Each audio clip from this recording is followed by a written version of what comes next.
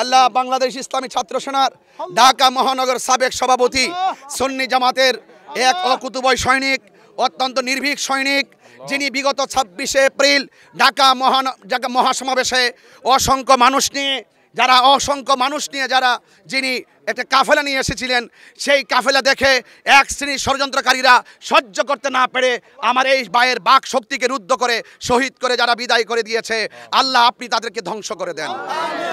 আল্লাহ মেহেরবানি করে আমার ভাই রহিসউদ্দিনের রক্তের বদৌলতে এই আহলুস সুন্নাত ওয়াল জামাতের প্রত্যেকটা প্রেমিকের হৃদয়ে ঈমানী চেতনা জাগ্রত করে দেন। আল্লাহ মেহেরবানি করে আমার ভাই রহিসউদ্দিনের আপনজন, মা বাবা, পরিবার পরিজন যারা রয়েছেন, আল্লাহ সকলকে ধৈর্য ধারণ করে তৌফিক দান করেন। বিহুরমাতে সাইয়্যিদুল মুরসালিন ওয়া আলা আলিহি তাইয়্যিবিন আত-তাহিরিন, লা ইলাহা ইল্লাল্লাহু মুহাম্মাদুর রাসূলুল্লাহ। আসসালামু আলাইকুম ওয়া রাহমাতুল্লাহ।